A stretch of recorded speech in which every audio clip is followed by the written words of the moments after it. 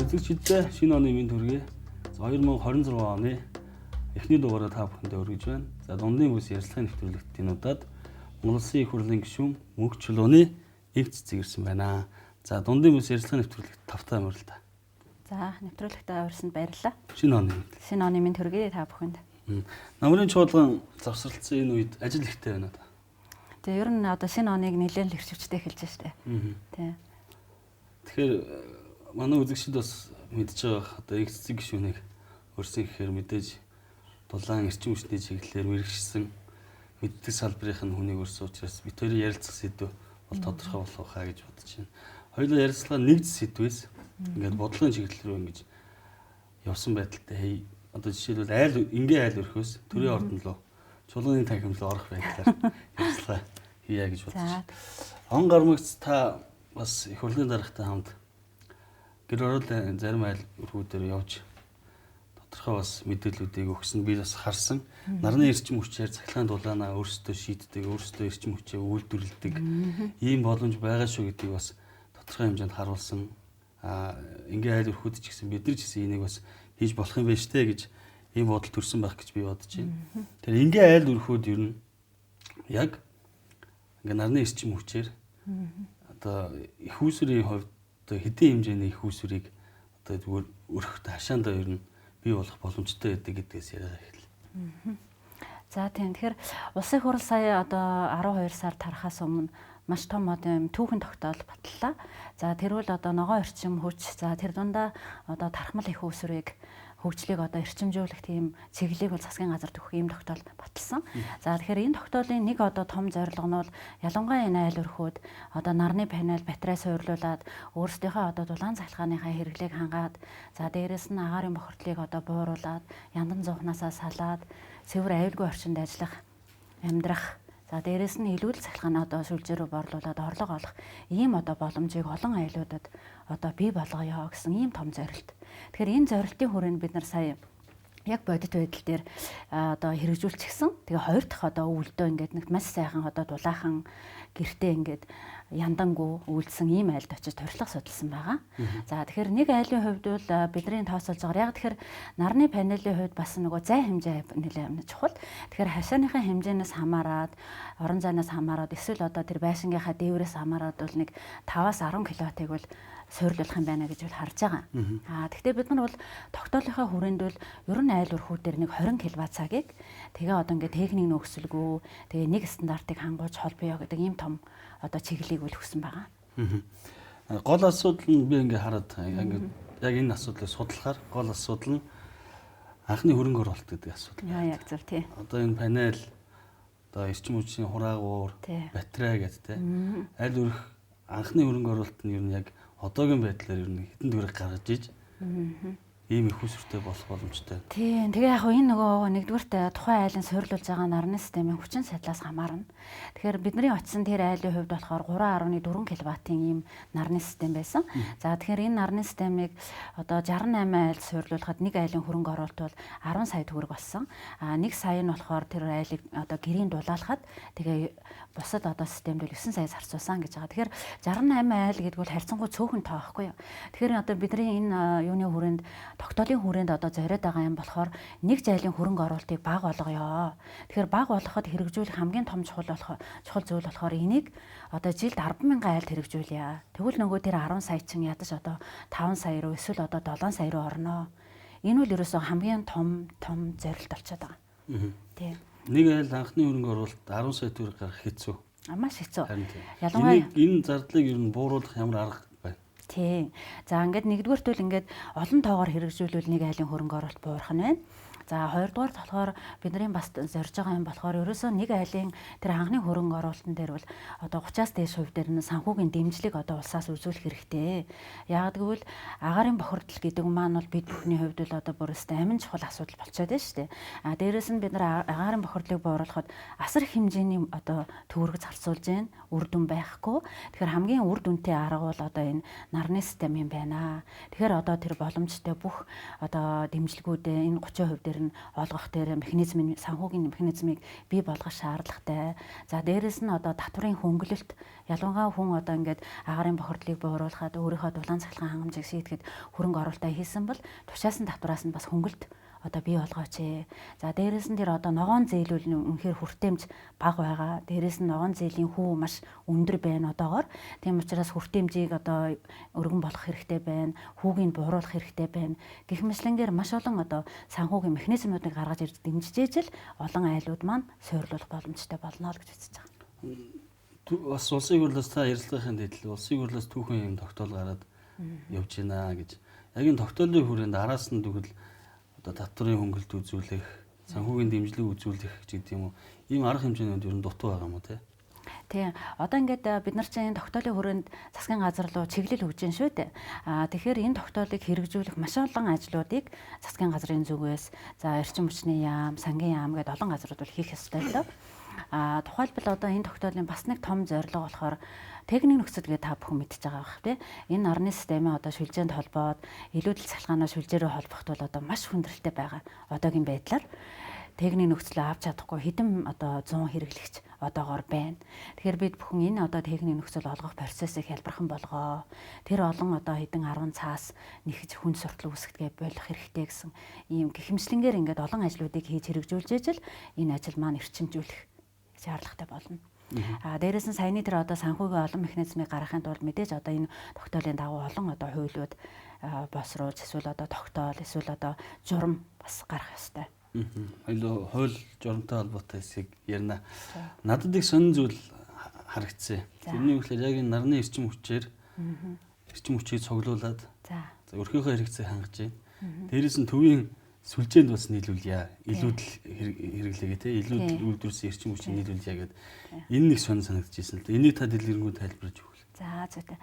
Тэгэхээр яг бид одоо нөгөө айл өрхүүдээс нарны илүүдэл цалхааны худалдаж авах тийм тарифыг баталсан. За өглөөний одоо 7 цагаас оройн 17 цаг хүртэл 285 төгрөгөөр та одоо 1 кВт цагийг шүлжээн зарах боломжтой. Оройн 5 цагаас одоо шөнийн 29 цаг хүртэл бол 300 төгрөгөөр зарах боломжтой гэсэн үг. Тэгээ бидний одоо нэг хэлээд байгаа юм болохоор айл өрхөө одоо нарны систем тавьчаа тэрүүгээр мэдээж өөрийнхөө хэрэглээ хангана шүү дээ. Тэгээд илүүдэл гарсан юмаа системд одоо зарна гэсэн үг. Тэгэхээр хүн энэ дээр нөгөө химнэлт хийх тэр одоо сэтэл бий болно. Яг тэгвэл та ингээ яаж хийж байгаад 1 кВт-ыг химнээд шүлжээрээ зарчих юм бол яг нэг цагт 1 кВт-ыг зарчих юм бол 300 төгрөг олох нь шүү дээ. Тэгээ гихмшлэнгээр ингээд өөрийнхөө хэрэглээг зохицуулаад одоо юу гэдгийг та жишээ нь хөрөгч авлаа гэхэд 600 кВт хэрэгэлдэг хөрөгч авах уу эсвэл 300 кВт хэрэгэлдэг хөрөгч авах уу тий мэдээж 300 авах юм бол та сүлжээ рүү илүү их цахилгаан зараад орлого олох нь шүү дээ. Тэгэхээр энэ одоо орлого олох боломжийг илүү сайн нээх хэрэгтэй байна гэж ингэж үзэж байгаа. Тэгээ хүн ингэдэг юм байна л да. Сар болгон одоо юу гэдгийг та жишээ системээс нэг 100 мянган төгрөгийн цахилгаан хэрэгэлсэн байна гэж одоо худалдаа тавцсан тий. Тэгснээр нарны системээс яаж хийж байгаад нэг 50 мянган төгрөгийн өсөл одоо тий зарцсан байна гэж бодъё л да энэ сард илүүдэл цахилгаанаа. Тэгвэл ингээд дараа сард яаж тэр 100 мянгаыг нэг 80 мянга олох вэ? Яаж тэр нэг сүлжээ рүү зараад орлого олсон 60 мянга 70 мянга руу аваачих вэ гэдэг ингээд өөрийнхөө хэрэглээг хэмнээд эхэлдэг байх нь л тий. Тэгэхээр яг л энийг л олон айлуудад л одоо бий болгож өгье л гэж ингэж үзээд байгаа. Илүүдэл эрчим хүчээс ашиг олно гэхээсээ илүү гаргаж байгаа зарлаа бол бууруулах боломжтой гэж ойлгоод. Яг зүйтэй. Одоо жишээ нь бидний сая 1 сарын 1-нд цочилсан айл гэдэгт чинь өмнө нь одоо энэ нарны систем байхгүй байхдаа бол нүүрсэндээ ингээд жилдээ л бараг одоо сарда 200 гэдэг ингээд 7 сараар бараг сая 400 зарцуулдаг байжээ. Тэгээд дээрэс нь тэр чинь бас нэг цахилгаандаа зарцуулж байгаа гэдэг одоо сарда жилдээ үл нэг 2 саяас 2 сая зарцуулдаг байж. Одоо болохоор ингээд маш сайхан нүүрсгүй болсон 2 жил болоо явж байгаа байхгүй. Тэгээд хүн одоо цахилгаандаа одоо нарныхаа системээс мэдээж өдрийнхөө хэмжээгээр халаачиж байгаа. Тэгээд шөндөө яг л тэр нэг юм халаагуур нь болохоор яаж юм гэхээр өглөөнөөс орой 5 цаг хүртэл ингээд нарнаасаа цахилгаан авчиж байгаа гэсэн үг байхгүй. Тэгээд 5 цагаас оройны 23 цаг хүртэл тэр халаагуур нь өөрийнхөө халууныг барьдаг. Тэгээ 23 цагаас хойш тэр нөгөө шөнийн хөнгөлтэй шүү дээ. Шүлжээнээсээ цахилгаан авч байгаа. Ингээд яхаар жилийнхаа дөнгөөр одоогоор бол нэг юм сая 500 цахилгаанда одоо зарцуулахаар байгаад байгаа. Тэгээ саяны бидний очисон айл маань болохоор шүлжээ рүү холбогдож зарах боломжтой байгаагүй. Тэгээ бид бүхэн очиод ингээд холбох боломжтой болгоцсон. Одоо тэгээ тэр айл одоо ингээд шүлжээ рүү зараад эхлэх юм бол элбэг одоо 300-аас 400 мянган төгрөгийн цахилгааныг жилдээ зарах буюу нөгөө сая 500 маань одоо сая төгрөгөөр бараг ингээд хэмнээд ах юм бол бараг 800 мянган төгрөгөөр орж хэмнэлт гарах боломжтой болчихж байгаа байхгүй юу. Тэгээ эн чинь шууд зардлын хувьд ийм хэмнэлтийн тухай ярьж байна. Гэтэл бидний очисан айл тэгж байгаа байхгүй. Бид одоо ингээд тэр төлөө нүрсэж татна. За дээрээс нь тэр чинь ингээд маш их бохирдол үүсгдэг учраас ханиа том уу их хүрдэг. За тэгэл одоо цаг зав их зарцуулдаг гэл ингээд маш олон тийм шууд бас хэмнэлтүүд их гарсан гэж ярьж байгаа. Тэгэхээр энэ бол одоо айл өрхийн хувьд бол маш их эдийн засгийн үр өгөөжтэй тийм одоо ажиллагаа гэж харж байгаа. Тасаа хэлээ. За би жишээлбэл эрчим хүчээ хэмнээд нарны хураагууртай батарейтай болцсон тий хашаанда. Эрчим хүчнээ хэмнээд за хэдүүд л эрчим хүчээ би сүлжээнд борлуулах гэдэг шүү дээ. Тасаа хэллээ. Тэр айлыг ингээд сүлжээнд холбож өгсөн гэж байгаа. Сүлжээнд холбох ажил нь ер нь яаж хийгддэг? Яа зүйтэй. За одоогоор бол энэ тэр сүлжээнд холбох ажил өстой маш хүндээ хэцүү байна гэж байгаа байхгүй. Ерөөсөө бид нартай саяны түрүү хэлдэг техникийн нөхцөл. Техникийн нөхцөл тий. Тэгээ би нөгөө хэлээд байгаа байхгүй. Зүгээр эрчим хүчинд ингээд насаараа ажилласан хүн нарны панел нэг алгын хэмжээний нарны панел дээвэр дээрээ тавьжээ.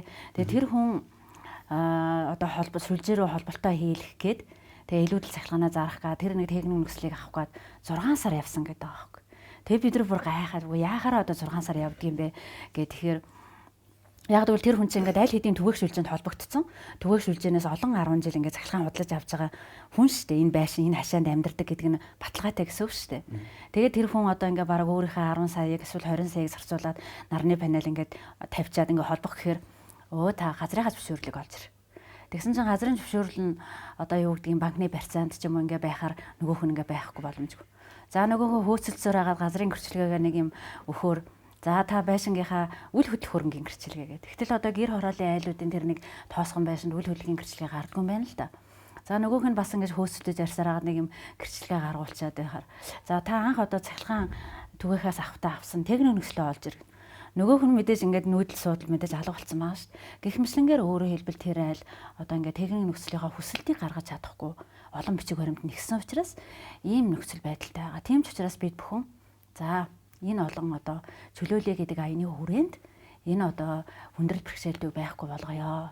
Тэр айл одоо энэ байшинд байдаг, энэ газар дээр байдаг гэдэг хэдэн 10 жил одоо батлагдсан тий. Тэр нөхцөлд одоо ингээд дээрэс нь өчнөө сая төгрөгөө зарцуулаад юм барьчаад байгаа нөхрийг тэр сая төгрөг чинь зарцуулсан намаагүй гэдэг ингээд олон 10 цаас нэхээ суuna гэдэг ч юм бол байж болохгүй асуудал. Энийг бол бид нар чөлөөлөх асуудлыг бол хийж байгаа. Чөлөөлөө аян ингэж явж байгаа. Чөлөөлөө аяны хүрээнд. Гэтэ яг энэ техникийн нөхцөлийг чөлөөлөхөд юу саадуулаад байгаа юм та. Одоо энийг чөлөөлөхгүй тэгээд дээрэс нь сүлжээнд нь холбоод илүүдл эрчим хүчээ борлуулад хөнгөлөлт идэлгэх боломжийг нээхгүй бол ямар ч үр дүнгүй байх нь шүү дээ. Нэг л айлыг одоо жишээ нь холбож өгсөн ба шүү дээ. Яг зөвтэй тий. Нэг л айлыг холбож өгсөн ба шүү дээ. Тэр чинь. Ястаа их хурлын дараа тантай хамт нүрээрээ очиж баг холбосон юм шүү дээ. Яг тэгэж хэлж болно. Тэгээд яг тэгэхээр энийг техник нөхцөл гэдэг юм маань эрчим хүчний салбарт одоо бараг 20-30 жил одоо ингээд хэвшил болчихсон үйл ажиллагаа байхгүй юу. Гэтэл энэ үйл ажиллагаа ингээ байхгүй болгоно гэдэг нь бас нэгч тийм амар хийчих ажил биш. Одоо ингээ бид бүхэн тогтоол дээрээ 20 кВт хүртэл айлын нарны системийг техник нөхцөлгүй тэгээ нэг стандартыг хангуулад холбоо гэд. Тэгээ ингээ түгээх компани баг ингээд хөөх техник нөхцөл өгөхгүй гэхээр баг ингээ төсөөлөгдөхгүй байгаа байхгүй юу. Тэгээд ингээд нөгөө юу гэдгийг одоо жоохон өөрчлөлт хийхэд нэг тийм одоо юутай биш байгаа бэлэн босраад байгаа байхгүй. Гэтэл техник нөхцөл гэж юу вэ гэж би одоо айгүй олон хүмүүсээс асууж байгаа байхгүй. Тэгэхээр тэр юу вэ гэхээр та сүлжээнд холбогдохын тулд ийм техникийн шаардлага хангаарай гэд техникийн шаардлагуудын жагсаалт байхгүй юу. За тэгэхээр юу гэсэн үг вэ гэхээр таны техник нөхцөл, таны найзад өгсөн техник нөхцөл хоорондоо ямар гэсэн үг вэ? Адилхан гэсэн үг. Тэгэхээр би одоо ингэ хэлээд байгаа байхгүй юу. Адилхан юм бичсэн цаасыг одоо ийм одоо хүн сурдлын мөр уурхай болгож болохгүй ээ. Бусад улс оронд ямар байдгүй гэхээр бусад улс оронд энэ техникийн шаардлагууд нь танай вебсайт дээр, танай түгээх компани вебсайт дээр нээлттэй байж байгаа байхгүй. Одоо ингээд техник нөхцөлийг харахаар ерөөсөө 8 сэрхэг мэдээлэл өөр байгаа. Хэрэглэгчийн нэр, хүчин чадал, байршил, үндэслэл, за өөр одоо юу лээ нэг хэдэн одоо техник нөхцөлийн дугаар гэдэг ингээд 8 мэдээлэл ондоо эхний нүүрэн дээр л ондоо бусад бүх үлдсэн 4 нүүрэн дээрх техникийн шаардлагууд нь бүгд өөрөө ижилхэн. Тэгээ зөвхөн захын хүн тэгж байгаа. Одоо ингээд хүнтэй таарлахаар эрчим хүчний салбарын техникийн нөхцөл ихээр баг нуруур нь хүүхд ортол нь тийм айлгадаг бичиг баримт болцсон байна шүү дээ. Тэгэхээр бид нар бол одоо миний хувьд бол дээрэс нь айгүй олон хүмүүс бол юу гэж хэлж байгаа гэхээр ерөөсөө энэ техникийн нөхцөлийг бид нар хаалах ёстой. Бусад улсын оронд ямар одоо сайн туршлага байдгийг тэрийг хэрэгжүүлэх ёстой. Тэгээ би ингээд техникийн нөхцөл авахгүй гэдэг нь техникийн шаардлага хангахгүй гэсэн үг биш ээ. Та шаардлага вебсайтн дээр гаргаад тавь. Тэрийг хангасан хүмүүсийг л та холб. Тэгээд манайх тэр одоо журам гэдэг одоо энэ ялангуяа хайл урхийн нарны системийг холбодог журам гэж байгаа. Тэгэхээр тэр журам дээр ингээд бүхэл бүтэн 7 оролцогч тал. Одоо ингээд эрчим хүчний зохицуул, хороо, яам, за үндэсний төв гэл ингээд бүр тэгэл техникийн комисс ажиллана гэх бүр ингээд тест. Алгын чинээ нарны панелийн төлөө ийм олон хүн суртал үүсгэж болохгүй байхгүй юу? А бусад улс оронд яаж яах нэхэр 3 оролцогчтой. Хэрэглэгч, угсралтын компани, түгээх компани тэгэл болоо. Тийм учраас тийм богинохон хугацаанд Монгол 6 сар болсон гэж байна шүү дээ. Австрал, Японд яаж нэхэр сар хагасаас 2 сарын дотор л шүлжээндээ холбогдоод зараа явчихдаг. Тэгэхээр нөгөө маш их хялбаршуулсан шугамар одоо урьдчилсан үнэлгээ хийгээл за тань дээр ийм чадал болох юм байна. Энэ шаардлагуудыг хангаж байгаа юм байна. Холболоо болоо. Тэгэхээр манай хувьд бол одоогор бол яавал холбоохгүй байх уу гэж байгаа юм шиг л хүндрэлтэй байгаа байхгүй. Тэгэхээр энийг бол бид нар одоо байхгүй болох нь энэ тогтоолын зорилго байгаа. Таньсаа хэлдэг 8 ийм шаардлага л өөр байна гэж шүү дээ. Байршил, нэр, дугаар гэдэг. Өөр байхаас харахгүй л 8 зүйл юм шүү дээ. Гэтэл энэ 8хан зүйлийн төлөө тэгээд тэр чинь ингээд энэ 8хан зүйл чинь зүгээр л ингээд техникийн нөхцөлийн дугаар, нэр гэдэг нэг хэдхэн генерал ерөнхий мэдээлэл байгаа шүү дээ. Тэгээд ерөнхий мэдээлэл нь ондоо бусд нь бүгд дандаа техникийн шаардлагууд. Тэгэл техникийн шаардлагыг хүн тавихын төлөө ингээд хүндрэл үүсгэж болохгүй л гэж байгаа. Надад бол наач одоо ойлгомжтойгоор хэлэхэд яг зөвшөөрөлсөй сонсогдож байна. Одоо хоёр адилхан хүнсний дэлгүүр гэж бодоход нэгэнд нь зөвшөөрөл болгоо, нэгэнд нь зөвшөөрөл болгодгүй асуудал байгаад байдаг шүү дээ. Тэгэхээр энтэй бол юу гэж асуух гэдэг нь хэрэг хасаа хэл 20 гаруй жил ингээд техникийн нөхцөлөд явуулчлаа тийм. Энийг өөрчлөхгүй байх үндсэн шалтгааныг та мэргэжлийн хүн сайн мэдж байгаа.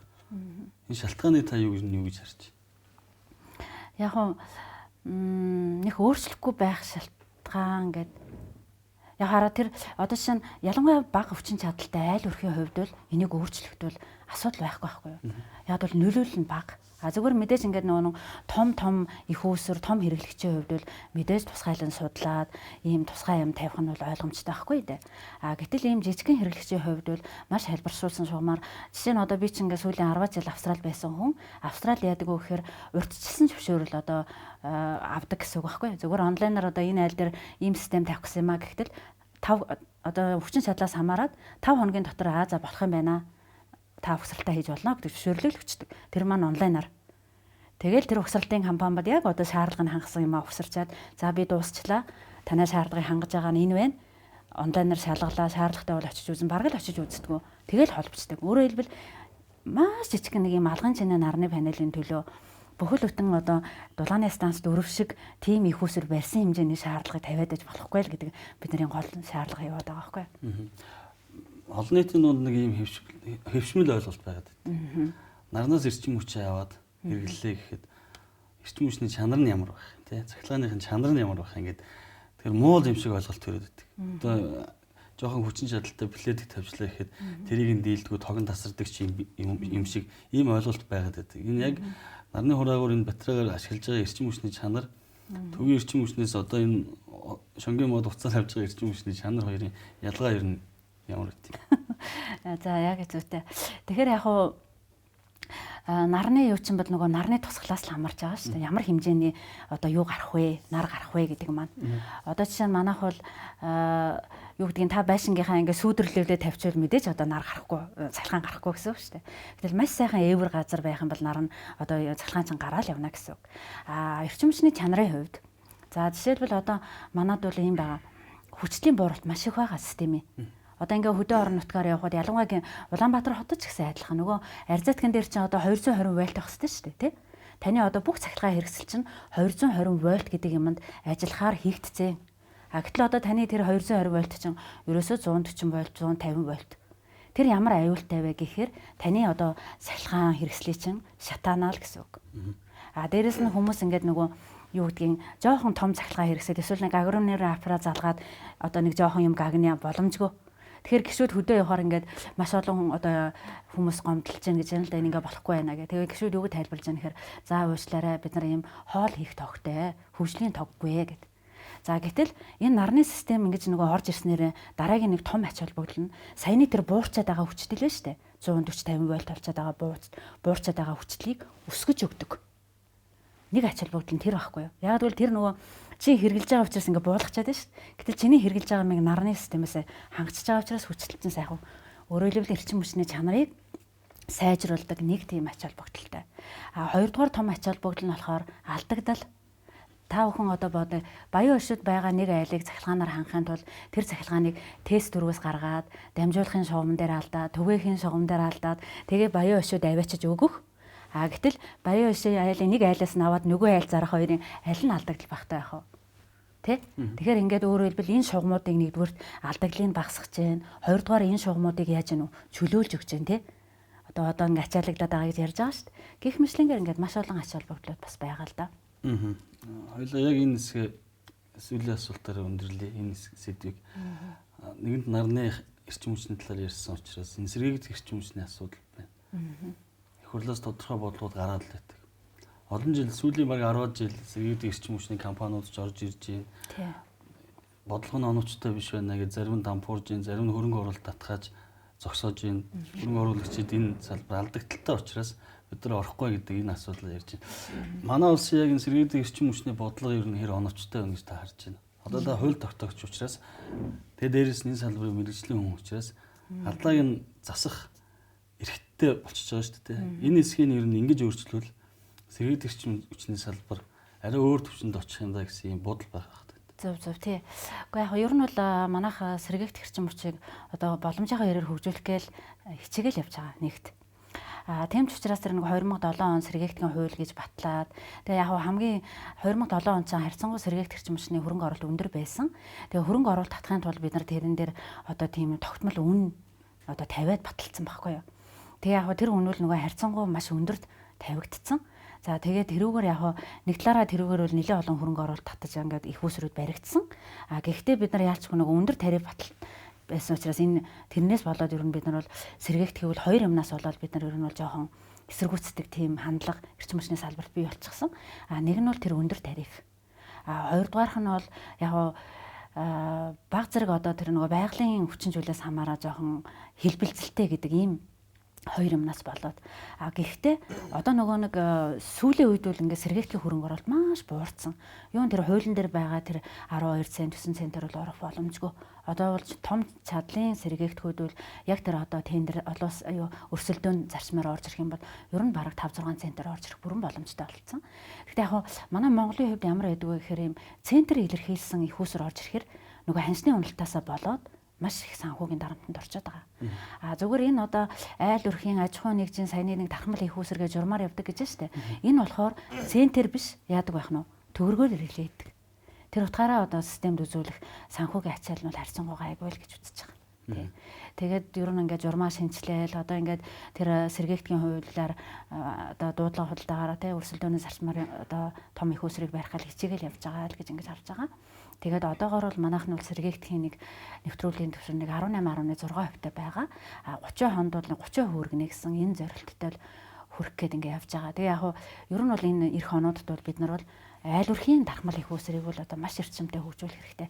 Австрали улсад бол хараа суурилсан хүчин чадлынх нь бараг 30% нь юу байх нь айл өрхийн юу байгаа аахгүй юу. Тэгээд ингэ боддоо 100 мянган айлд нэг айлыг 10 кВт гэж бодоход 100 мегаватт бий болно. 100 мегаватт гэдэг нь бараг тест дөрвийн нэг генератортай тэнцүү. Тест дөрөв 7 ширхэг генератортай. Тэгэхээр тийм их хэмжээний их усрыг яах нь айлууд бий болгох. Айл одоо цахилгаан хэрэглэгчээс гадна цахилгаан яах нь үйлдвэрлэгч болох бүрэн боломжтой. Тэгэхээр энийг л бид нар том цар хүрээгээр хөгжүүлэх нь бол нэн тэргүүний асуудал гэж үзэж байгаа. Үйлдвэрлэгч, борлуулагч гэдэг тийм. Тий, үйлдвэрлэгч, борлуулагч. Тэгээ бас нэг хөөрхөн орлого явах гэнэ шүү дээ. Тий. Тий. Өнгөрсөн өмнөх засгийн газрын үед хамтарсан засгийн газрын үед эрчим хүчний үндэсний хороо гэж бий болгоод одоо яг татан богдчихлаа л да тийм. Энэ үед бол ажлын хэсэг гаргасан.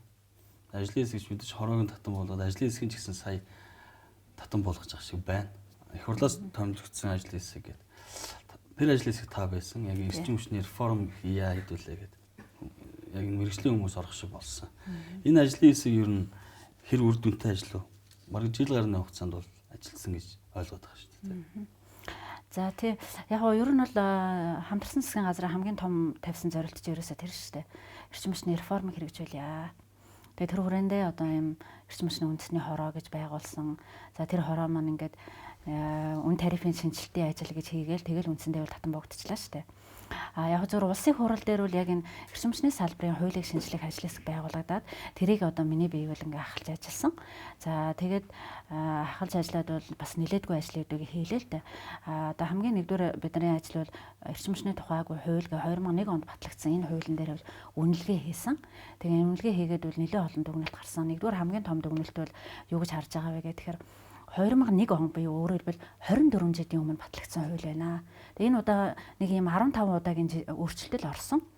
Гэтэл өнөөдөр 2001 онтой харьцуулахад өнөөдөр 2025 онд амьдралын шаардлагаар энэ дулаан цахилгаан гэдэг одоо хоёр том үйл ажиллагаанд маш олон шинэ үйл ажиллагаа бий болсон. Гэтэл энэ шинэ үйл ажиллагааг тэр одоо 2001 оны хууль жишээ нь зохицуулж чадахгүй байгаа хгүй бүр сурагчгүй байгаа шүү дээ. Тийм учраас энэ хуулийг бол энэ орчин үеийн цаг үетэй нийцүүлж шинжлэх шаардлагатай болсон байна. Хамтарсан засгийн газрын үед үн тарифтай холбоотой нэг ажил хийгээл ерөөхдөө болсон гэж. Тийм. Цахилгааны үнийг өсгсөн, дулааны үнийг өсгсөн. Яг энэ үнийн бодлого ер нь Монгол улсад байна уу? Энэ зөвхөн энэ үнийг шийдснээр энэ одоо салбарын энэ гацаад байгаа үйл ажиллагааг алдагдлыг ер нь нөхөх боломж байна.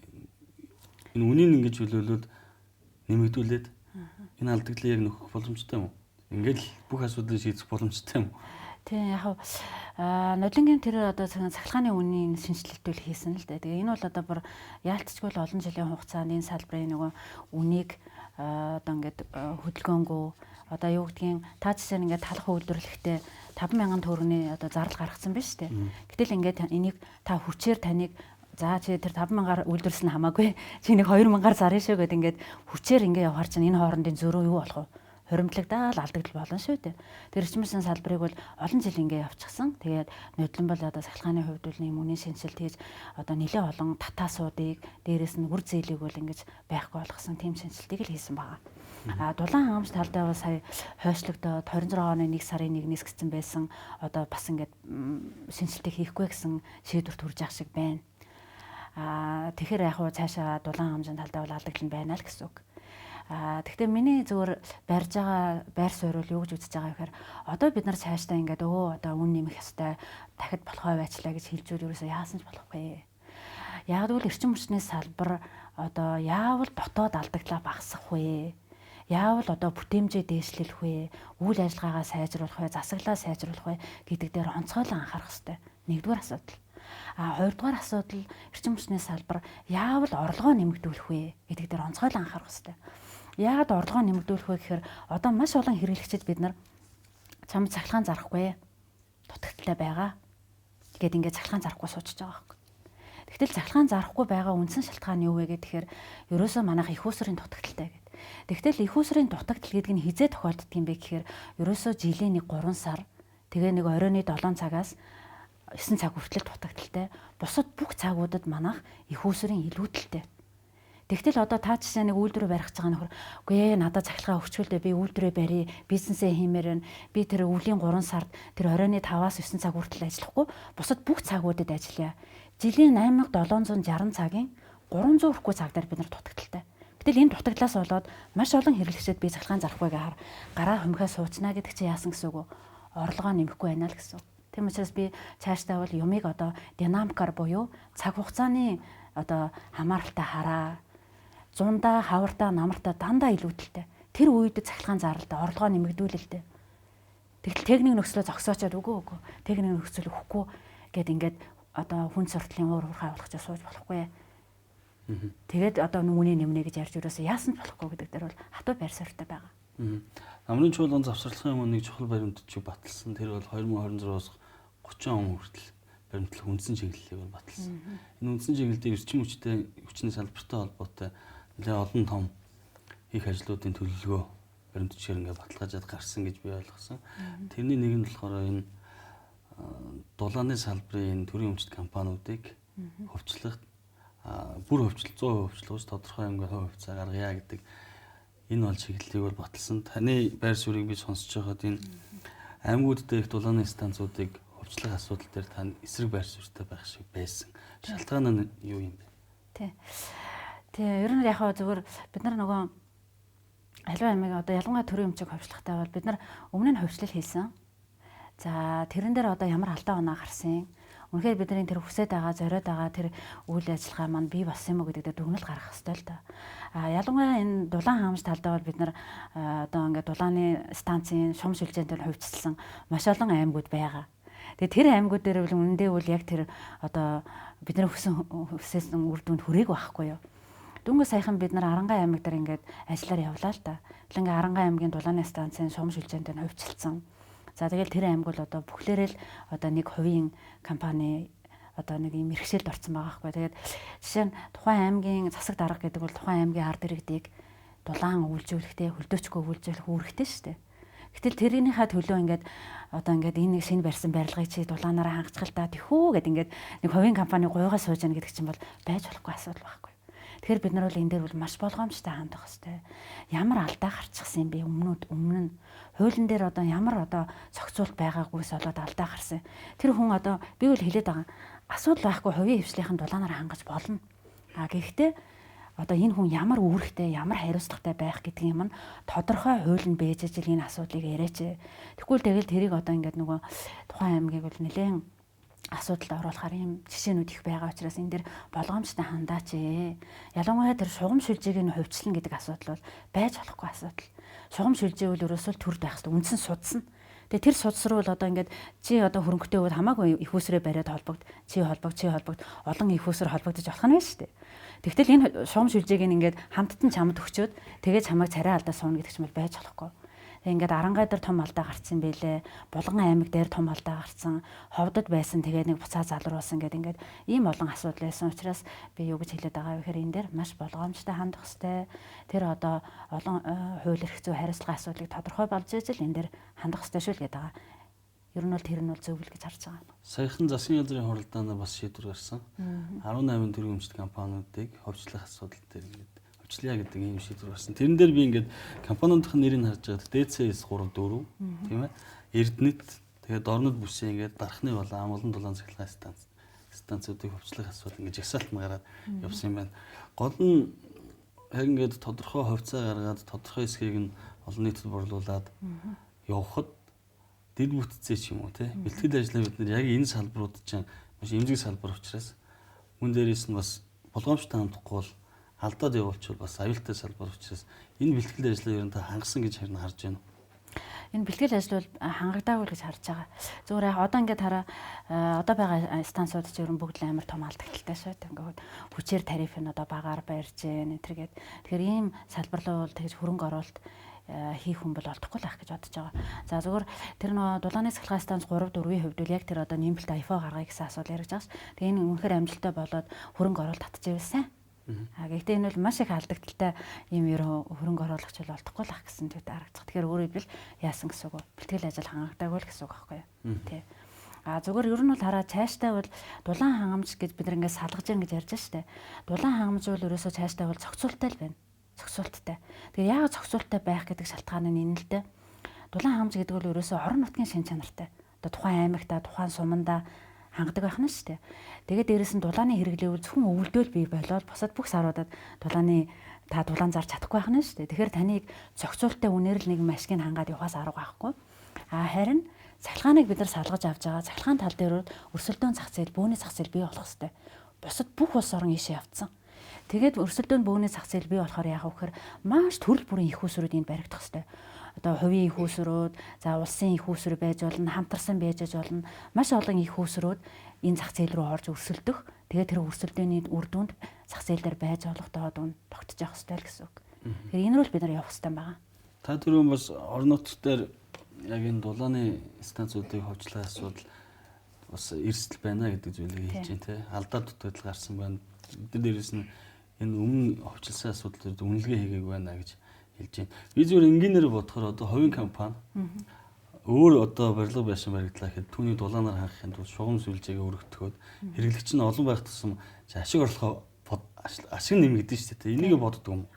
Яагаад ингэж барай сууд заавалчгүй ингэж тэр байшин хангах уу яах уу гэд бодож суугаад байт юм бол. Логикийн хувьд ингэж зөрчилтэй байгаа юм л да. Яг зүйтэй тий. Тэн дээр мэдээж тэгэл олон л асуудал байгаа хэл та үн тарифын асуудал байж байгаа ах. Тэгэл тэр нөгөө харилцааны асуудал тий. Ингээл олон л асуудал байгаа ах та тэр Арангаа аймаг дээр очихдул жишээ нь ингээд нэг цоо шин сайхан барилга баригдсан бийлээ. Тэгэл тэгжэн л дээ. Одоо жишээ нь хардаа энэ барилгыг ингээд нөгөө энэ юу маань одоо дулааны станцыг хувьчилж авсан нөхөр маань хангахгүй байгаа гэж. Тэгэхээр одоо бас л ингээд харилцааны л асуудал байгаа илүү. Тэгээ энийг ингээд хангацхал та холбоцхол доо гэдэг одоо тэр засаг дарга нь гуйгаа явж гэнэ гэж байгаа байхгүй. Тэгэхээр энэ байдлыг бид нар одоо цаашдаа гаргуулахгүй тулд маш сайн зохицуулттай байж ажил явах хэрэгтэй. Тэгээд булганых дээр ч гэлөө ингээд дургуй өрхөн бил би зүгээр станцаа төгжээ явчих шиг. Чин одоо гэд ингэж юм гэж штэ. Тэгэхээр одоо энэ асуудлыг судлах зээжил тэр хувьчлалын асуудал яригдах хэрэгтэй. Амин чухал асуудал. Ялангуяа хараа дулаан цахилгаан гэдэг хоёр асуудал бол бидний анхан шатны хэрэглээ. Эдийн засгийн суур асуудал. Тэрнээс хойш одоо ийм ер нь бол юу яадаг юм байна л да. Ийм өрсөлдөөн үүсч болох юм дээр магадгүй бид нар ингээд хувьчилж мөвчлөөсөн жороо ингээд өрсөлдөөн байдаг болно. Гэтэл яалчгүй энэ чинь ийм байгалийн монопол байхгүй юу? Тэр станцыг би тухайн аймаг дээр ингээд олныг барих угаасаа боломж байхгүй. Тэгээ нэг ганц юм ингээд барьчихсан тэрүүгээрээ нэг өвөлдөө ингээд аймаг одоо ард иргэдийг дулаан үйлзүүлж байгаа одоо ганц монопол юм аа нэг амьтанд ингээд өгчөөл ямар болохоо нэг тий. Тэгэхээр чинь байгалийн монопол одоо юу юм аа л гэдгээл сайн бодох хэрэгтэй. Тий. Олон мэрэгжлийн хүмүүсийн ярилцлагыг бас үзчихсэн л та энэ салбар дээр би ч өөрөө мэрэгжлийн хүн биш учраас сайн мэдэхгүй байна. Ямар байр суурьтай байдığım болоо гэж хараад нь ховчлолтой холбоотой асуудлаар. Тэгэхээр түгээх хэсгийг нь бол огт ховчилж болохгүй. Дамжуулах нь бол ховчилж болно гэдэг ийм дүгнэлттэй байдığım билээ. Биш биш. Дамжуулах нь ол тас ховчилж болохгүй. Түгээх нь ховчилж болно гэдэг дүгнэлттэй яагаад гэдэг. Эсэргээрээ тийм. Дамжуулах гэдэг нь яг нөгөө ийм өндөр хүчтэй нэг том ийм анкерууд байдаг шүү дээ тий. Тэрийг хэлж байгаа. Түгээх гэдэг нь болохоор нөгөө гэр хороол нэг ийм АТП гэ байдаг шүү дээ. Тэрийг хэлж байгаа. Гэхдээ яхаа зөвөр миний байр суурь гэсэн хараа түгээхээ ч гэсэн бас ховчилж болохгүй л гэсэн байр суурьтай. Түгээхийг. Жишээ нь бид нар сая нөгөө юунд очиж үзлээ л доо гүржид ингээд туршлага судлахаар очлоо л доо. Гүрж яг тэр дээр үедээ бас ингээд гадны улсын туршлагыг зөвлөгөөг аваад түгээх шүлжээгөө ховчилсан байлээ. Тэгээд ингээд нэг нь болохоор Чехийн компани, нэг нь болохоор Америкийн компани, хоёрхан түгээхтэй. Тэгээ гадны компани ингээд түгээх шүлжээг өөрөөр хэлбэл дамжуулахаас гараад түгээхийн шугамар гараад хэрэглэгчд очдөг байхгүй юу. Гэтэл энэ судсаа өөрөө нарийнхан судсуудаа хөвчилсэн байлээ. Тэгэхээр энэ бол бас л эрсдэлтэй. Тэгэхээр би бол юу гэж хэлээд байгаа вэ гэхээр ер нь энэ үндсэн судас байна шүү дээ. Одоо цус дамждаг судас чинь буюу дамжуулах түгээх шүлжээг бол одоо юундаа төрдөөл байх хэвээр. Мэдээж яг манай нэг зовлон байгаад байгаа шүү дээ. Энэ төрийн компаниуд сайн ажиллахгүй байгаа. Тэгэхээр зүгээр яг олон улсад яаж ашиглаж байна вэ гэхээр 51% төр 49% цаана олон нийтийнх тэгжээж менежмент сайжирдаг тийм л аргыг хэрэглэж байгаа. Бусдаар бол яг ийм цэвэр түгээх шүлжээг хувьчлах ерөөсөө боломж байхгүй. Зүгээр юуг хувьчилж яана гэхээр одоо нөгөө түгээхээс цаашаа нэг борлуулалт гэж байдаг шүү дээ. Борлуулалт. Одоо бол манайх бол түгээх компани борлуулалтаа хамт авч явж байгаа. Тэгэхээр энэ борлуулалтын хэсэг хувьчлагдах хэрэгтэй. Энэ дээр олон компани гарч хоорондоо өрсөлдөх хэрэгтэй. Хэрэглэгчийн төлөө. Тэгэхээр энэ бол хувьчлагдах хэрэгтэй. Дээрэс нь тэгээд их усрууд бол төрөл бүрийн хувь хувьсгалын маш олон их усрууд орж ирэх хэрэгтэй. Тэгээд тэр нэг бөөний зах зээл гэдэг нэг юм яриад шүү дээ. Тэрлөө ингээд энэ талаасаа их усрууд орж өрсөлддөг. Энэ талаасаа тэр борлуулалтын компаниуд орж өрсөлддөг. Бусдаар бол энэ дамжуулах түгээх үл цэвэр тээвэрлэлтэй ажил. Энд байгаа цахилгааныг тийшээ хэрэглэгчд хүргэдэг тээвэрлэлтэй ажиллаа хийх хэрэгтэй. Үндсэн судсаал хийх хэрэгтэй байна. Айл өрхөөс гараад аж ахуйн нэгжүүд одоо төрийн ордонд орох гэдэг нь. За. Энэ эрчим хүч дулаантай холбоотой энэ салбар өөрөө асар их хөрөнгө оруулалт шаарддаг. Дагаад асар их ашиг сонирхол байдаг юм болоо гэж би хараад байгаа. Яг энэтэй холбоотой хууль эрх зүйн өөрчлөлт хийх гээд нэмэлт өөрчлөлт юм уу эсвэл хуулийн сайжруулах өөрчлөлт асуудал ороод ирэхээр их гацх юм. Тэгэхээр энэ асуудал дээр их хурл дээр ч гэсэн энэ лобби ч гэх юм уу те. Энэ ашиг сонирхол ер нь хэр байна. Та одоо их хурлын гишүүн болсон учраас маш сайн мэдж байгаа. Гэхдээ яг жишээ нь эрчим хүч талдаа бол одоо жишээ нь эрчим хүчний хууль 2001 онд батлагдаад түүнээс хойш ингээд 15 удаагийн хийгдсэн өөрчлөлтийг бид бүхэн мэдээж тэр үнэлгээ хийх хүрээнд бол үнэлж үзсэн л дээ. Тэгэхээр тэр ингээд өөрчлөлтүүд ямар өөрчлөлтүүд байсан бэ гэхээр ер нь бол яг тэр таны хэлж байгаа тий бас нэг юм тухайн байгууллагыг томруулах эсвэл одоо чам дээр байсан эрх мэдлийг би өөр дөрөө авч гэдэг юм. Ингээд нэг тийм тасралтгүй юм ашиг сонирхолтой өөрчлөлтүүд хийгдсэн байна гэсэн тийм дүгнэлтэнд бол хүрсэн байгаа. Яг одоогор бол ингээд эрчим хүчний хууль яг бол өөрчлөх хууль бол одоогор орж ирээгүй зүгээр бид бүхэн ажиллаад дулаан хамжийн тухай хуулийг бол ингээд босролцсон өргөн барих бэлэн болоод явж байгаа. Цахилгаан хамжийн тухай хуулиар бол энэ өрсөлдөөн зах зээлд оруулах тийм хуулийн одоо төслийг бол бас л одоо босруулах шатндаа бол ингээд ажиллаа явж байгаа. Тийм. Эрчим хүчний салбар дээрх энэ том төслүүд те том цахилгаан станцууд барих гэхээр төр өөрөө оролцох гэдэг. Төр өөрөө барих гэдэг. Одоо жишээлбэл том жишээ гарч ирсэн сая удалхан төсөлтэй холбогдуулаад те. Энэтэй холбогдуулаад хувийн шил барих гэжсэн чинь сайдан солигдоод төр барина гэд гацсан жишээч байна. Энэ асуудал дээр гэтэл эсрэгээр яг энэ цахилгаан станцуудыг хувийн хвшил өөрөө барих энэ жишээнүүд одоо сүүлийн үед их гараад байна шүү дээ. Цаашид энэ төр хувийн хвшлийн харилцааг ер нь яаж зохицуулах хэрэгтэй юм бэ? Тийм. Ер нь л яг бид нарын их усүр дээр баримталж байгаа зарчим бол цаашдаа бол аль болох одоо төр их усүр барихгүй. Төрийн одоо үндсэн үүргүүл ерөөсөө саяны яриад байгаа цалгаан дамжуулах, түгээх шүлжээ буюу тэр тээвэрлэх ажиллаал хий. Энэ хоёр дээр л хөрөнгө оруулалт хий. Бусдаар бол тэр хувийн хвшил хөрөнгө оруулалтаа хийгээд тэр их усүрээдээ барих асуудлаа бол хувийн хвшил хийгээ явуулсан зүйтэй гэсэн байр суурьтай байгаа л да. Зүгээр яг хуу одоо хүртэл бидний одоо их усүр барьсан нэг арга нь ямар арга вэ гэхээр та PPA-г сонссон байх тий. Үнэхээр одоо таны хөрөнгө оруулалтыг татахын тулд бид нар бол урт хугацааны гэрээ тогтмол үнээр таныг урт хугацаанд худалдаж авъя гэдэг ийм гэрээгээр л яваад байгаа л да. Тэгэхээр энэ маань бас жоохон ер нь бол эрсдэлтэй. Цаашдаа бол бид нар энэ олон одоо PPA байгуулахаас бол аль болох татгалзах хэрэгтэй. Аль болох л одоо нөгөө өрсөлдөөн бий болгож тэр анхны одоо хөрөнгө оруулалтыг одоо багасгах, тэр анхны одоо тухайн станцын одоо үн тарифыг багасгахын төлөө л одоо боломжит бүх аргыг бол хэрэглэх хэрэгтэй. Одоо бол ер нь бол ингээ өрсөлдөөн байхгүйгээр л нэг юм тогтмол тарифтай 25 жил 30 жилийн гэрээ хийгээд байгаа нь бол эрсдэлтэй. Энэ аргаас бол олон улс орнд татгалзаж байгаа.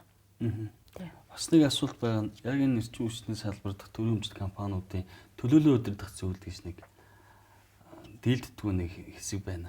Тэр янз бүрээр л үзэж байна. Төлөөлөл удирдах зөвлөлтөөр олон улсын сонгон шалгаруулалт хий. Эсвэл чадахгүй бол гадны мэргэжлийн компаниудад менежментээ өгье гэдэг асуудал яригдчих. Энэ төлөөлөл удирдах зөвлөлт дээр цаашид ер нь ямар өөрчлөлт хийх ёстой гэж ер нь та харж байна. Яг л ашиг сонирхолтой шийдвэр тэндээс гарч ирээд байгаа байхгүй. Энийг бол их хурл дээр ил тол ярьж шүү дээ. Тийм. Тэгээ ер нь бол яг нөгөө төрийн өмчийн компаниудаа ганц одоо удирдах байгаа арга нь бол манайх бол одоо төлөөллийн удирдах зөвлөлөө шүү дээ. Тэгэл ямар сандаа та бүхэн харсан мэт сая Эрчис Монгол гэр компаниг одоо байгуулж байгаа гол үндэслэл нь ерөөсөө тэр байсан шүү дээ. Эрчим хүчний яамны одоо ингээд нэг мэрэгчлэлтэн л дор хаяж 2 3 төлөөлөн тууцад ажиллаж байна. Тэгэхээр нөгөө үндсэн ажлаа хийхгүй байна.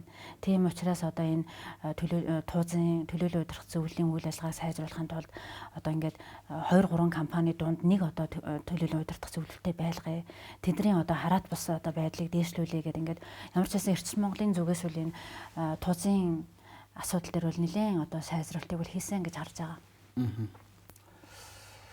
Тэгээд яг энэ төр хувийн хвшлийн харилцаан дээр асуухад одоо энэ төрийн өмчөд төр байна, хувийн хвшил байна тий. Хувийн хвшил бол цахилгаан станц барьчихж байгаа. Төрийн чинь нэг үнийн асуудал яриад байгаа. Хямд үнээр авах гэдэг, худалдаж авах гэдэг төвийн эрчим хүчний систем. Хувийн хвшил болохоор ашиг орлогоо бодоод үнэтэй ингээд зарах гэдэг тий. Тэгэхээр энэ ингээд тогтворжуулаад байна тий үнийг. Тэгээ ингээд харахаар яг энэ эрчим хүчний үн тарифтай холбоотой үнийн одоо үнэлгээ хийж гэдэг юм уу? Үнийн бодлого ер нь бас их замрууг явуудна да гэж хэрэг харагдаад байна. Та энэ дээр ер нь ямар байр суурьтай байдаг вэ? Тийм. За одоо болохоор харин манайх яг ийм систем ашигладаг байхгүй юу? Нэг худалдаа авахчийн загвар гэдээ ашигладаг. Тэр нь ерөн зөвөр энгийн үгээр хэлэхэд юу гэсэн үг гэхээр цахилгаан станцууд хэрэглэгч хоёрын дунд ингээд төр ерөөхдөө ингээд суучихсан гэсэн үг. Тэгээ ингээд цахилгаан станцуудаас төр худалдаж аваад хэрэглэгч рүү зардаг гэсэн ийм систем байхгүй. Тэгээ ингээд энэ хоёрын өмнөөс бүх зохицуултыг хийх гээд одоо хийж чадахгүй гэдэг юм ингээд бүтлгүүтэй байгаа ийм одоо систем байхгүй. Тэгэхээр энэ нэг удаа авахчийн загвар гэдэг энэ систем бол ер нь олон улс бол төр хугацаанд ашиглаад болдог ийм систем. Манайх бол энийг ингээд 24 жил ашигласан ийм систем. Тэгэхээр энэ системээр бол цаашдаа ер нь бол явхад улам хүнд болно. Тэгээд одоо энэ систем ингээд нөгөө болохгүй байгаа гэдэг маш олон шалтгаан байгаа л да. Зөвхөн ингээд би нэг хідэн шалтгаануудыг хэлье л да.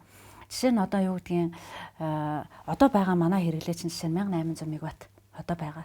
Гэтэл бид нар сая хэлж байгаа те хүн үйлдвэрээ барья, орон сууцаа барья гэдэг байгаа 3000 мегаваттад би чамд техник нөхцөлөхгүй хариу өгсөн сууж шээ.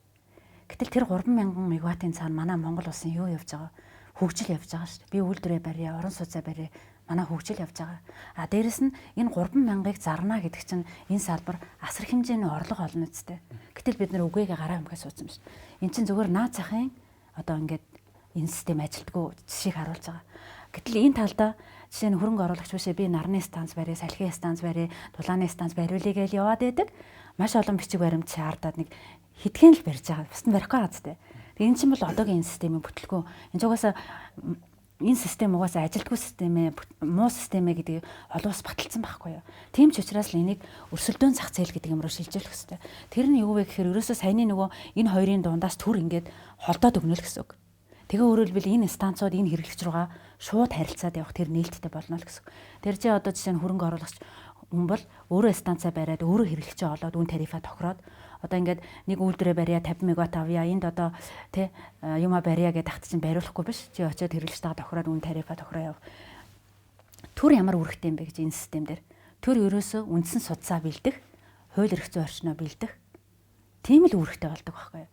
Гэтэл одоо байгаа энэ бүтлгүү систем дээр бол одоо ийм байгаа даацтай нэг ингээд хошин дүр зургаар харах юм бол нэг юм хуучирч муудсан машиныг мөрлөө түлхээд байгаа тий. Тэгээ ингээ юун тэр ачаа нэмэх, юун тэр орлого олох. Тэгээ энэ системээр яаж улс орон цаашаа явах юм бэ? Бүх одоо хөгжлийг боомлно л гэсэн үг шүү дээ. А гэтэл энэ систем дээр болохоор яаж гэнэ үү? Машин өөрөө явж шүү дээ. А тэгээ төрийн үүрэг нь болохоор хуулаа, үндсэн судсаа гэдэг чинь за та энэ замаар яваарай, ийм хурдаар яваарай, ийм дүрмээр яваарай гэдгээ. Тэгэхээр энэ систем ийм л одоо ажилдаг систем учраас дэлхийн бусад бүх улс орон алдаж оноод уун тусаад 5-10 жил зарцуулсараагаад энэ рүү яваад орцсон байхгүй юу. А манайх болохоор энтэйгээ зуралдаал энэ сайхан системээ энэс баларна гэд ингээд одоо хүртэл бас ингээд эрчим хүчний салбарын баг ингээд нөө энэ үл сайхан системээ гэд ингэчээд байгаа байхгүй. Тэгтэл энэ рүү явахын тулд зүгээр нэг жилийн дотор пат хийгээд орчдөг асуудал биш. 5-10 жил зарцуулдаг. Сайн төлөвлөх юм бол одоо нэг 5 жил зарцуулж магадгүй. Тэгэл буруу төлөвлөвөл ингээд эсэргүүцээл ахын бол дахиад ингээд тийм л юм. Тэгээ энэ рүү ингээд орчхоор одоо энэ дээр үл ингээд үн тариф батлаад байна шүү дээ. Энэ рүү орохоор зах зээл нь өөрөө үнэ тохиролдог. Одоо манайхан гэхдээ нэг юм үн чөлөөлөх гэдэг нэг юм яриад байгаа хгүй. Үн чөлөөлөх биш л дээ. Өөрөөр хэлбэл өрсөлдөөний үр дүнд үнэ нь яадаг байх нь тогтдог байх нь. Одоо энэ систем дээр та бүхэн би зүгээр ганц бас дахиад нэг жишээ хэлээ да. 100 манай хэрэглээ буурчдаг. 100. Тэгээ уул нь бол одоо логикоор бол ингээд арай хямдхан тарифтай их усрээс энэ авах хэрэгтэй зү. Гэтэл үнэтэй тарифтай их усрээс аваад байна гэдэг чинь энэ чинь өөрөө тэр нөгөө хүнд суртал авилгал хээл ахуулыг хөгжүүлдэг систем байхгүй юу. А энд болохоор яах нь вэ? Хамгийн хямдхан л үн тодорхойлоо явдаг байх нь ш. Тийм. Би танаас түрүү нөгөө Эрчим Монголтой холбоотой асуудлыг асуух гэж та гэхдээ ерөөд нь хариулчлаа. 27 төрийн өмчт компани 66% менежментийг нь өгөөд буцааж эрчим хүчний яамд өгөөд буцааж аваад ингээд нэг ойлгомжгүй байдал руу ороод явсан. Энэ Эрчим Монголтой холбоотой асуудал бол та шүүмжлэлтэй хандсан байна. Энэ байгууллага ер нь татан буулгах ёстой юу? Тийм би яг л нөгөө нэг эрчим хүчний хуулийн ажлын хэсгийн хүрээнд чинь бид бүхэн ингээд аль болох компаниуд ерөөсөй ойлголт нь энэ ахгүй юу? Компаниудыг бий даалгах хэрэгтэй байхгүй юу? Компаниудыг бие даалгах ёстой. Өөрийнх нь тэр одоо хийж байгаа үйлдэлдээ, хийж байгаа хариуцлагадаа, дээрэс нь энэ зах зээл одоо өрсөлдөөн зах зээл рүү шилжчихээр тэр зах зээл дээр одоо тест сүлдэхийн тулд өөрийнхөө үйл ажиллагааг өөрөө сайжруулан явдаг тийм систем байхгүй дээ. А гэтэл бид нар ингээд нөгөө нэг 2001 онд ийм босоо тогтолцоотой байсан юм ингээд арай ч задлаад ингээд дамжуулах төвөө хийх үүсэр гэдэг амхандаа л ингээд нэг бие даалгахаа хичээсэн. Гэтэ бид нар тэр үйлдэлийг хийчихэл цаашаа үйлдэл хийгээгүй хамгийн том алдаа. А гэтэл одоо буцаагаад ингээд Эрчим Монголд нэгтгээд ер нь босоо тогтолцоол зөв юм бэлээ. Одоо дахиад төвлөрүүлэх нь зөв юм бэлээ гэж ярихаар би бүр ингээд за нэрэн би ч одоо юу гэж хэлэх вэ? Таад ингээд хэдэн улсын хэдэн эрчим хүчний салбарыг судалсан бэ гэдэг ингээд юу таанд шүмжэлтэй хандж байгаа. Ганцхан Сингапурын Temasek Law-ыг л яриад идэм бэлээ. А гэтэл эрчим хүчний салбар гэдэг чинь өөрөө онцлогтой. Тэгэхээр үнэхээр энэ салбарын бүтцийн өөрчлөлт, энэ салбарын тогтолцоог өөрчлөх тухай юм ярьж байгаа бол одоо тэр бусад улс орны эрчим хүчний салбар яатсан гэдгийг судалж ээж хэлэх хэрэгтэй байхгүй. Тэгвэл одоо ингээд буцаад төвлөрүүлнэ гэж ярьж байгаа дөрөв үнэхээр одоо санал нийлэхгүй байгаа. 1000 дарга одоо ухаантай дарга дээр нь гарч ирээд энэ одоо гадны компаниудыг тэгж одоо гүйцэтгэлийн сайжруулдаг түүх Монгол улсад байхгүй. Дэлхийд байхгүй байхгүй юу? Зүгээр л өрсөлдөөнөөр оруулдаг. Тэгжээ тэн дотор нь одоо ингээд тэгсрүүлдэхийн тулд өөрийнхөө үйл ажиллагаа сайжруулж явдаг. Тэгээ тэр хавар одоо тэр нөгөө TES 3 дээр юу болохоор яаж вэ? Аюу том байгаас тэ би энэ руугаа чихэл.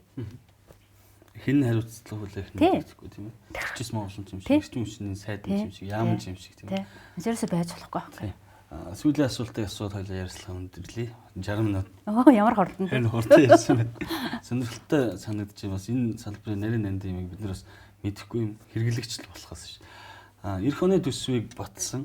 За энэ нийт хөрөнгө оруулалт 27 их найд төгрөгийн 14% зөвхөн эрчим хүчний салбарт зарцуулахаар ингээд хөрөнгө оруулалтын ингээд хуваарлтыг хийсэн гэдэг энэ мэдээлэл сангийн сайданд өгөө явсан. Та яг энэ зарцуулалттай холбоотой асуудал дээр ер нь хэр оновчтой тодорхойлсон гэж харж байна. Бүтээн байгуулалт ч гэдэг юм уу. Эрчим хүчний салбарт ерөөсөө улсын төсөөс зарцуулдаг шүү дээ. Хэвээ энийг бол би одоо зөвхөн улсын хурлын гишүүн болоод одоо 2 төсөв батлах үедээ бол тасралтгүй шүүмжлээ. За нодлон бол эрчим хүчний салбарт нэг юм 200 тэрбум бол төсвөлсөн. Улсын төсвөөс.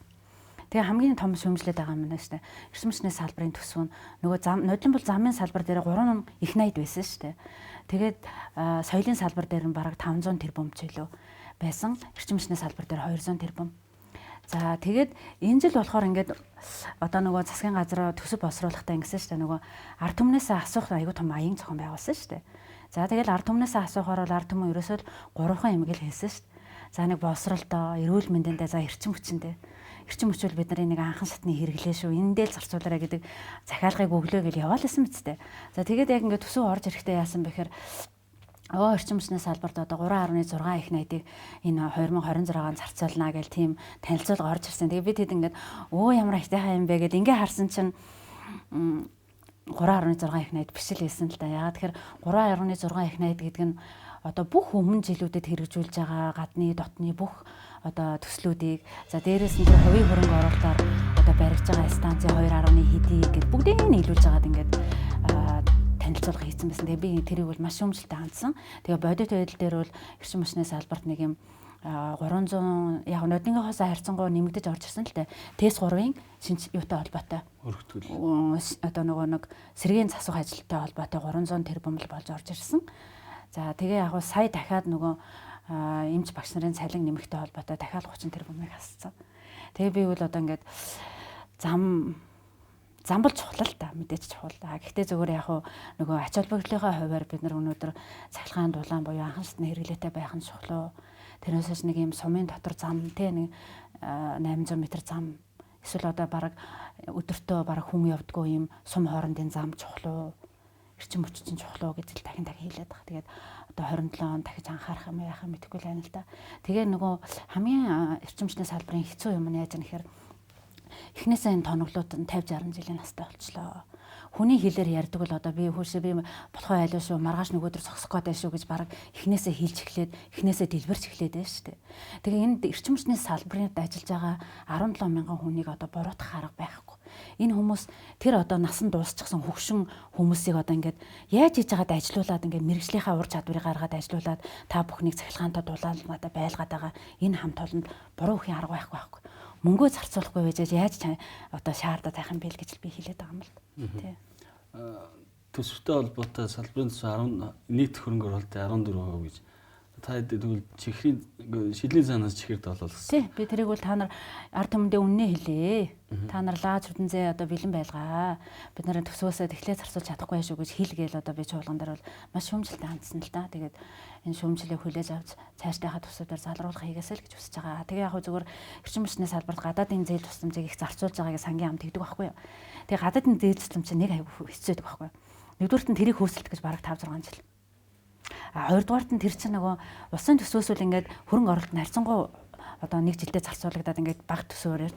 Нөгөө гадаадын зээл тусламж чи одоо ингээд маш их урт хугацаанд ингээд тавигддаг. Тэгээ нөгөө нэг гадаадын зээлийн таац гэдэг нэг байдаг ш. Тэрнээс хамаарат олон жилд ингээд хуваарлаг тавихаар мүдгүй. хөөцөлдөж нэг 220-ийн хэдэн шугамуд л одоо гадаадын зээлээр хийгдэж. За бидний ярилцах цаг туссан байна. Яриад байх зөндөө л бас асуудлууд байна. Тэгээд дараа нь ярих боломж хоёулаад бас олдох байлгүй дээ. За урилга хүлээн авч дундын хүмүүс ярилцлагын нэвтрүүлэгт оролцсон танд баярлалаа. За нэвтрүүлэгтээ урьж оролцсон баярлалаа. Та бүхэнд ажлын амжилт хүсье. За баярлалаа.